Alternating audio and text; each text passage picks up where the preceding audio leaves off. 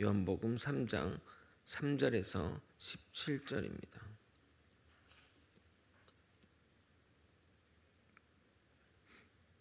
저 번갈아 교독하고 마지막 절 함께 읽겠습니다. 저녁을 먹는 중 예수는 아버지께서 모든 것을 자기 손에 맡기신 것과 또 자기가 하나님께로부터 오셨다가 하나님께로 돌아가실 것을 아시고 저녁 잡수시던 자리에서 일어나 겉옷을 벗고 수건을 가져다가 허리에 두르시고 이에 대야에 물을 떠서 제자들의 발을 씻으시고 그 두르신 수건으로 닦기를 시작하여 시몬 베드로에게 이르시니 베드로가 이르되 주여 주께서 내 발을 씻으시나이까. 예수께서 대답하여 이르시되 내가 하는 것을 내가 지금은 알지 못하나 이후에는 알리라. 베드로가 이르되 내 발을 절대로 씻지 못하시리이다.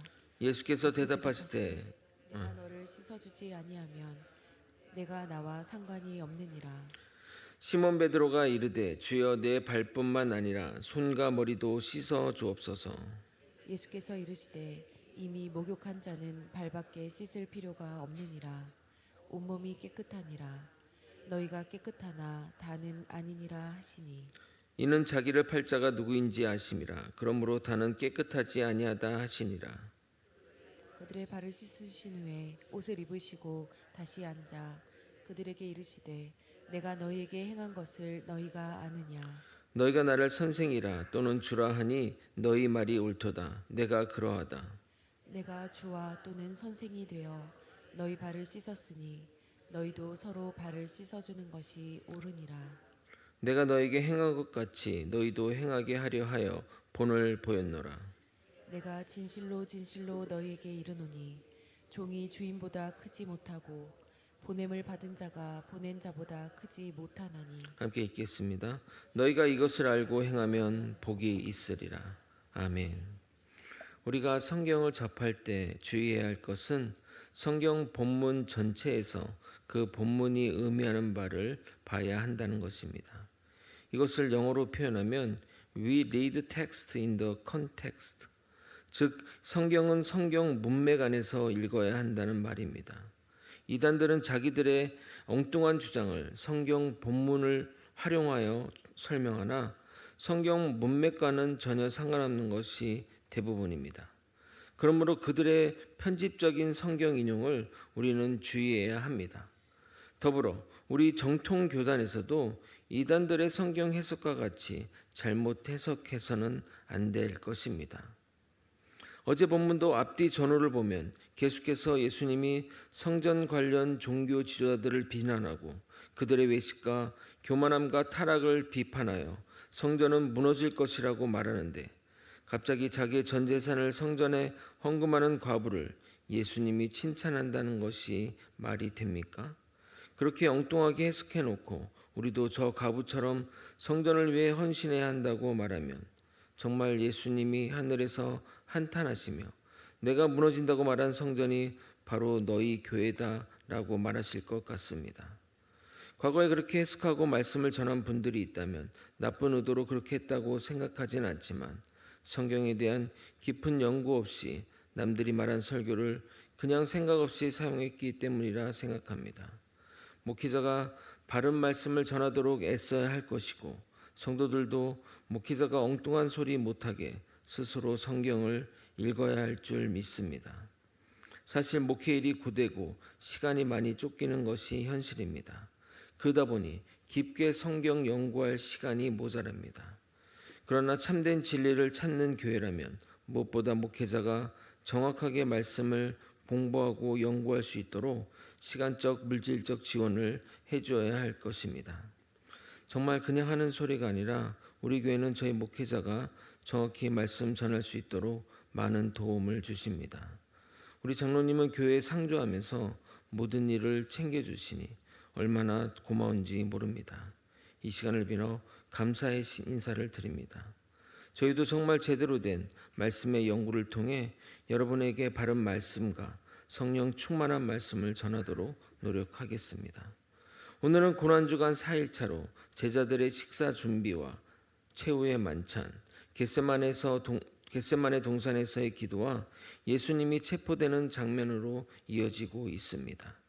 오늘은 최후의 만찬 가운데 있었던 일명 세족식 장면을 살펴보고자 합니다.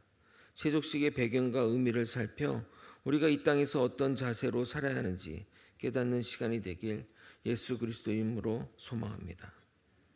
6월절은 유대인이 애굽의 노예 생활 가운데 하나님의 보호하심 가운데 구원받는 날을 기억하고 기념하는 날입니다. 날짜는 유대력으로 니산온 14일이었습니다. 그래서 6월절 음식 준비는 전날인 13일에 해야 됩니다. 그러므로 지금 목요일은 13일에 해당합니다. 저녁이 되면 14일이 되므로 낮에 준비한 양과 쓴 나물과 무교봉을 먹으며 6월절 절기를 지키고 다음 날인 15일부터 21일 주간을 무교절로 보냅니다. 그래서 무교절 첫날이라고 하면 15일로 오해하는데 그것이 아니라 그 당시는 그냥 6월절과 무교절을 혼용해서 사용했기 때문에 빚어진 일입니다. 마태복음 26장 14절입니다. 무교절 첫날에 제자들이 예수께 나와서 이르되 6월절 음식 잡수실 것을 우리가 어디서 준비하기를 원하시나이까. 그런데 제자들이 예수님께 어디서 음식을 준비하냐고 물어보는 이유는 6월절 식사는 예루살렘 성 안에서 하는 것이 전통이었기 때문에 물어보는 것입니다. 사복음서마다 최후의 만찬의 기록과 분량이 다른데 마태, 마가, 누가복음은 10절 내외로 기록되어 있으나 요한복음은 무려 5장에 걸쳐 기록하고 있습니다. 요한복음을 보면 최후의 만찬에 있었던 행위들은 13절에 기록되어 있고 14절부터 17절까지는 예수님의 긴 설교문으로 구성되어 있습니다. 당연히 제자들과 나누는 마지막 만찬이니 많은 이야기를 나눴을 것입니다. 예수님의 설교 내용은 나중에 요한복음 강의 때 다루도록 하고 최후 만찬에서 일어난 사건들만 추려보도록 하겠습니다. 가장 먼저 예수님이 제자들의 발을 씻기시는 사건입니다. 이 기록은 요한복음에만 기록되어 있습니다. 두 번째는 예수님이 유다의 배신을 예고하고 유다가 집을 나서는 장면이 있습니다. 세 번째로 빵과 포도주를 나눠주며 성만찬을 제정하십니다. 마지막으로 앞으로 일어날 일들에 관해 제자들에게 말씀하십니다.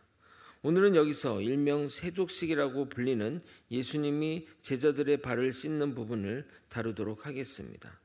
세족식에 관해 이야기하기 전에 왜 예수님은 제자들의 발을 씻기시는 행동을 하시는 것일까요? 복음서마다 이 기록이 있는데 그때마다 예수님이 말로써 그들의 생각을 변화시키려고 가르치시고 협박에 가까운 말로 겁을 주었습니다. 그것이 무엇이었냐면 바로 제자들 사이에 누가 크냐 논쟁이 일어났기 때문입니다. 마태복음 18장 1절입니다.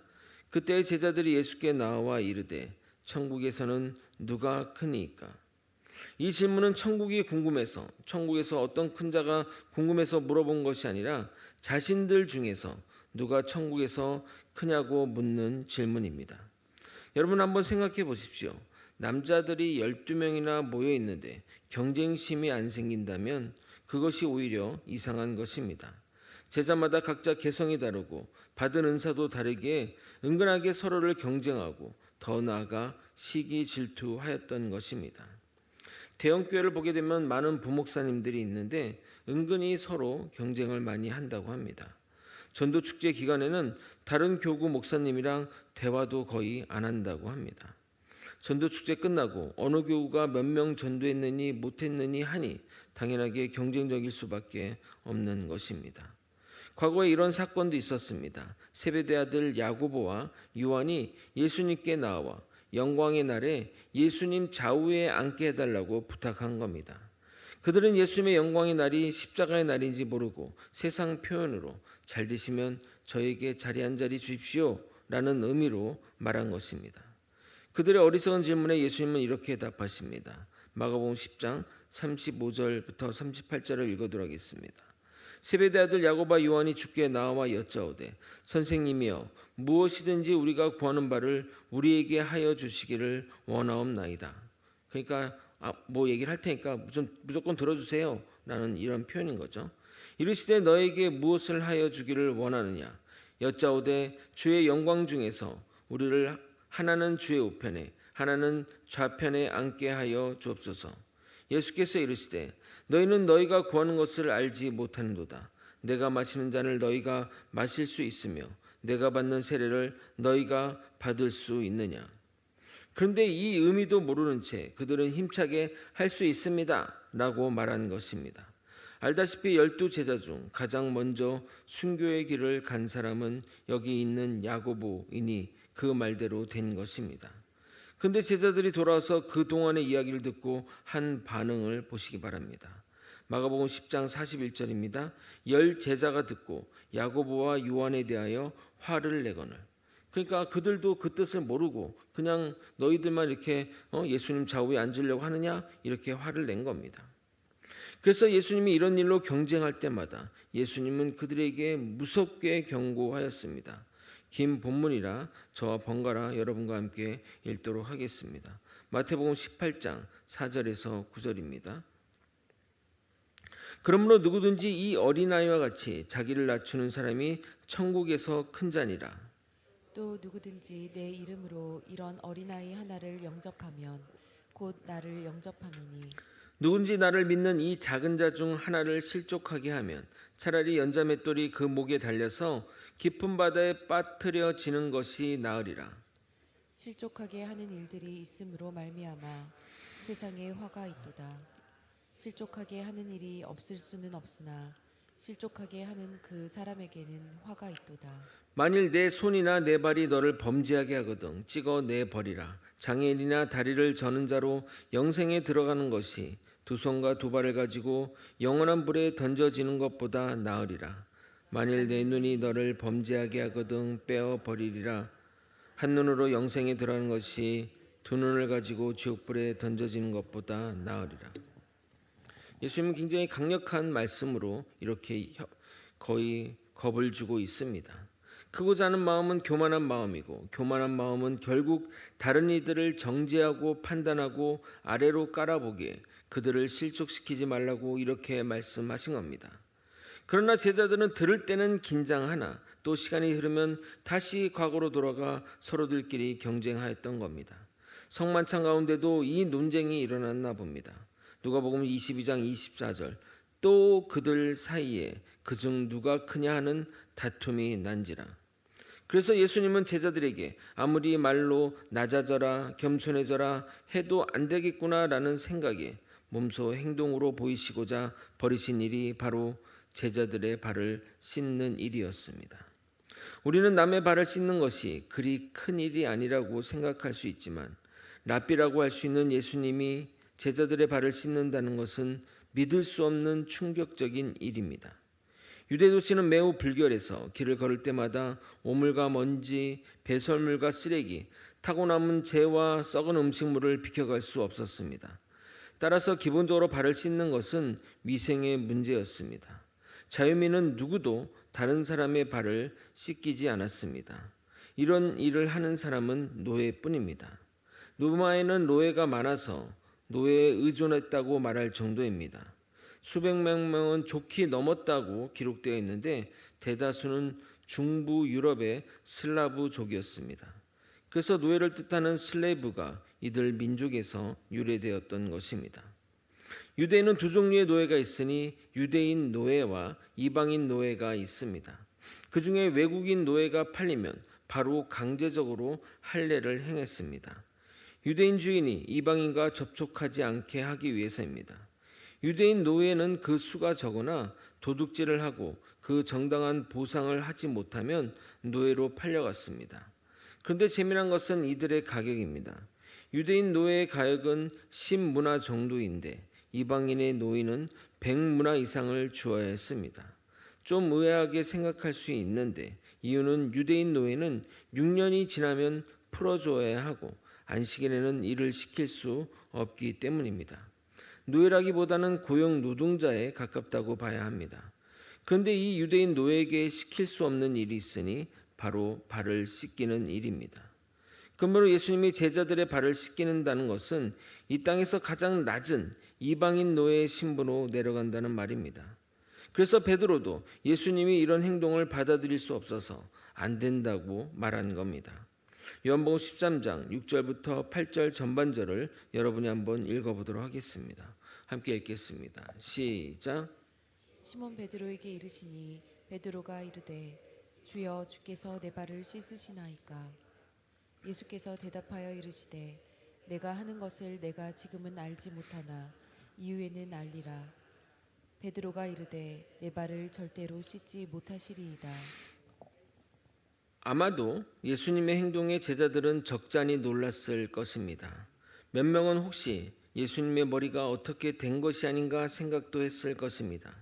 그러나 아무리 말해도 듣지 않는 완악한 제자들에게 이런 충격적인 요법이 필요했기에 예수님이 이런 행동을 하신 것입니다. 왜냐하면 섬김의 본을 보이기 위해서입니다. 요한복음 13장 12절 15절 읽어도록 하겠습니다. 그들의 발을 씻으신 후에 옷을 입으시고 다시 앉아 그들에게 이르시되 내가 너에게 행한 것을 너희가 아느냐? 너희가 나를 선생이라 또는 주라 하니 너희 말이 옳도다. 내가 그러하다. 내가 주와 또는 선생이 되어 너희 발을 씻었으니 너희도 서로 발을 씻어주는 것이 옳으니라. 내가 너에게 행한 것 같이 너희도 행하게 하려 하여 본을 보였노라. 그 당시 가장 낮은 자는 바로 이방인 노예일 것입니다. 손수 이방인 노예를 예수님이 자처한 것은 너희들 또한 이런 자마저 섬길 수 있어야 천국에서 큰 자임을 보여주는 것입니다. 저는 사람이나 교회나 가장 낮은 자들에게 어떻게 행동하는지가 그 사람 또는 교회의 진면목이라고 생각합니다. 교회 건물이 엄청나고 성도들이 넘쳐나고 교회에서 대단한 사람이 출석하고 이것이 교회의 자랑이 되어서는 안 되고 그 교회 사회에서 가장 낮은 자들에게 얼마나 관심을 보이는지가 얼마나 그들에게 애정을 쏟는지가 자랑거리가 되어야 할 줄 믿습니다. 그런데 예수님은 우리에게 중요한 것을 알려줍니다. 우리가 그렇게 낮아져도 우리의 가치나 신분이 낮아지는 것이 아니라는 겁니다. 16절 17절을 여러분이 한번 또 읽어보도록 하겠습니다. 함께 읽겠습니다. 시작. 내가 진실로 진실로 너희에게 이르노니 종이 주인보다 크지 못하고 보냄을 받은 자가 보낸 자보다 크지 못하나니 너희가 이것을 알고 행하면 복이 있으리라. 사람들은 그 사람이 하는 일로 그 사람을 평가합니다. 하지만 하나님이 보시는 본질적 가치는 변함이 없습니다.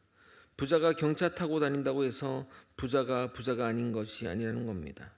우리가 가장 낮은 자를 섬기고 그들에게 헌신한다고 우리의 본질적 가치는 주님의 자녀입니다.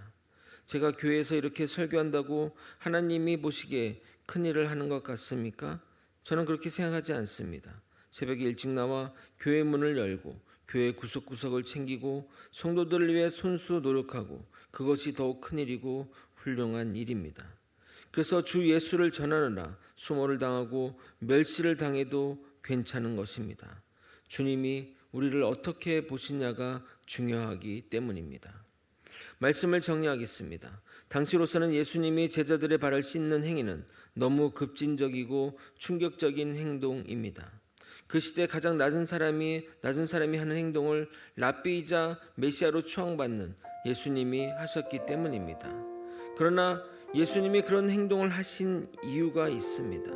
제자들의 완악한 마음, 교만한 마음, 남들보다 높아지려는 마음에 경종을 울리고 싶었기 때문입니다. 말씀이 아닌 행동으로 말입니다. 우리도 섬김의 자리로 나아가기 위해 행동이 앞서야 합니다. 말로 아무리 어른 이들을 돕는다고 도와지는 것이 아닙니다.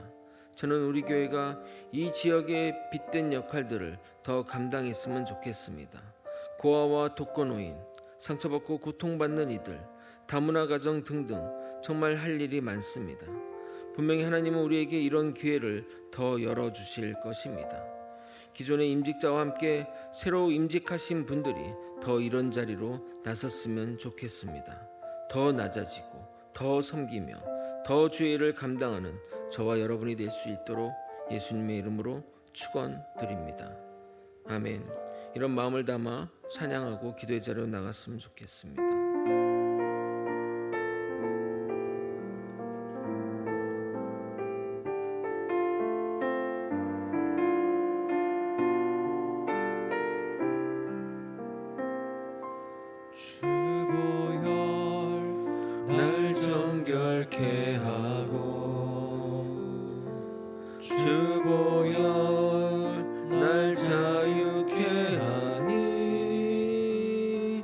주 앞에 나 예배하는 이 시간 나의 모든 것을 주께 드리네. 주의 손 날 위해 씻기셨고 주의 발 날 위해 박히셨으니 이제는 내가 사는 것이 아니요 오직 주를 위해 사는 것이라.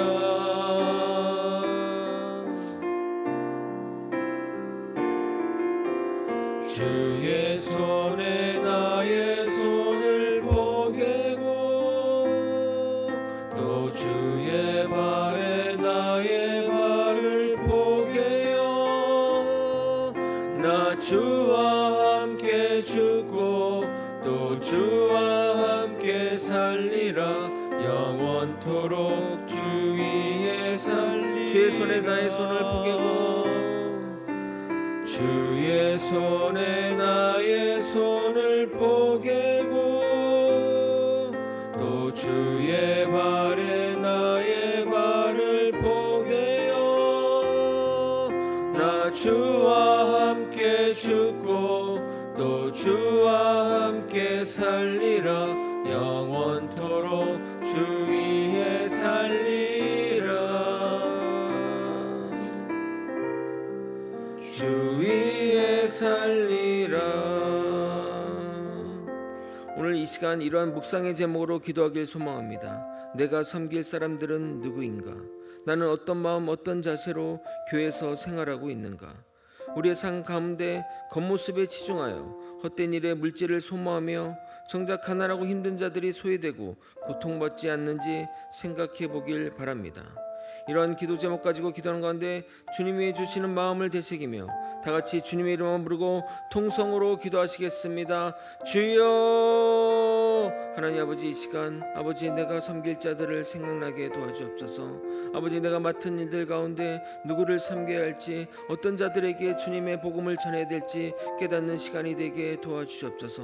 또한 아버지 반성합니다. 내가 교회에서 어떤 마음과 어떤 자세로 아버지 하나님의 일들을 감당했는지 돌이켜보는 아버지 시간이 되게 도와주시옵소서. 우리의 겉모습 가운데 아버지 헛된 일에 물질을 쓰고 했던 것들을 용서하여 주옵시고 아버지 정말 사회에서 아버지 교회에서 또 아버지 또 거제면에서 가난하고 힘들고 정말 어렵고 소외되고 고통받는 사람들을 생각하며 살아가는 아버지 우리가 모두가 될 수 있도록 이끌어 주시옵소서. 아버지 우리 거제 소망교회가 이 빛된 역할들을 소금의 역할들을 감당하게 하시며 하나님의 뜻 가운데 하나님의 복음을 실천하며 나아갈 수 있도록 이끌어 주시옵소서. 아버지 말이 중요한 것이 아니라 아버지 우리의 행동이 우선되어야 될 줄 믿습니다. 하나님의 나라와 영광을 위해 더욱더 마음을 품고 나아가는 우리 거제 소망교회 성도들이 되게 하시며 하나님의 영광과 하나님의 뜻이 우리에게 있음을 믿으며 살아갈 수 있도록 이끌어 주시옵소서. 아버지 선생이자 주인 예수 그리스도가 몸소 행하셨던 것처럼 우리 또한 그렇게 모범의 행을 본을 따라 나아가는 믿음의 백성 되게 도와주시옵소서. 사랑이 많으신 하나님 아버지, 예수 그리스도가 걸어가신 길을 따라 우리도 그 길을 따라가는 자 되게 도와주시옵소서. 예수 그리스도와 함께 죽고 예수 그리스도와 살아서 이 모든 일들을 감당할 수 있는 능력 주시고 힘 주시고 사랑이 넘치게 하여 주시옵소서. 우리에게 보내주시는 아버지 다음 세대를 키우고 또 이 사회에 또 고난받고 고통받는 자들을 돌보며 하나님의 영광을 위해 살아갈 수 있도록 이끌어 주시옵소서. 주님, 나를 보내시고 우리를 보내 주시옵소서. 사랑이 많으신 예수 그리스도 이름으로 기도드렸나이다. 아멘. 깨달은 말씀 놓고 기도하시고 또 그 깨달은 말씀 따라 실천할 수 있기를 결단하며 다 함께 주님의 이름 부르며 통성으로 기도하시겠습니다.